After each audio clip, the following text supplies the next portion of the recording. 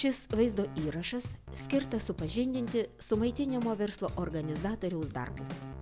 Tai specialybė ne tik reikalaujanti kūrybiškumo, sumanumo, atsakingumo, pasitikėjimo savimi, mokėjimo bendrauti, bet yra įdomi ir šiuolaikiška.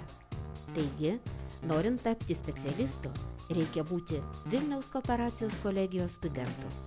Vilniuje Konstitucijos prospektas 11, Kaune Vytauto prospektas 43.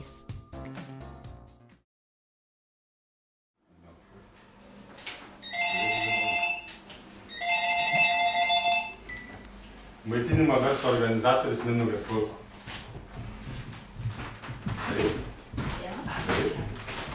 Ačiū, kad mus pasirinkote, iki pasimatymo. Labai diena, klausau jūs. Labas. Labas. Matau, sekasi puikiai, tačiau yra pageidavimas. Cepelinų su grybų įdaru.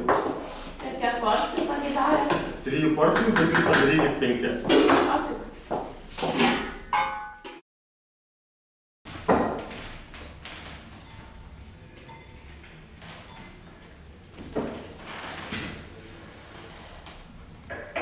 Matau, darbai baigti, bet šią gėlę prašyčiau pakeisti žydinčiomis dalimis.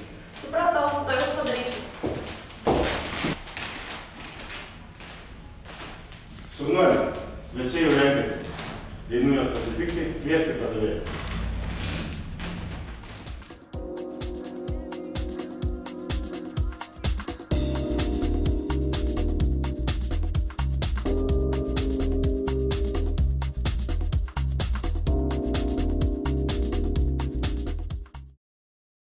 Labai diena.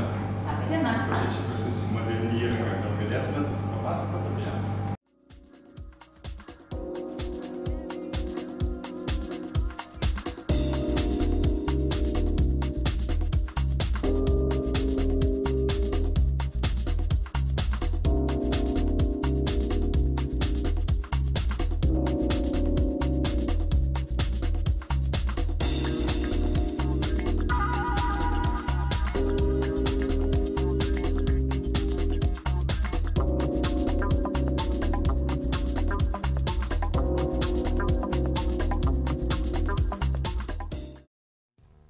Spartus gyvenimo ritmas, nuolatinis tempas skatina žmonių poreikį pailsėti, atsipalaiduoti nuo kasdieninių rūpesčių. Žmonės vis daugiau dėmesio skiria kokybiškam poilsiui ir laisvalaikiui. Žmonių poilsio ir laisvalaikio organizavimas yra siejamas ir su maitinimo paslaugų kūrimu bei plėtra. Daugelis restoranų, kavinių, lankytojus pritraukia organizuodami renginius ar aptarnaudami svečius pobūvių metu. Todėl maitinimo paslaugų organizavimui yra būtini kvalifikuoti maitinimo verslo organizatoriai. Man patinka ši specialybė. Džiaugiuosi, kad ją pasirinkau. O tu, ar nori būti verslo organizatoriumi? Studijuok Vilniaus kooperacijos kolegijoje, Vilniaus arba Kauno skyriuje.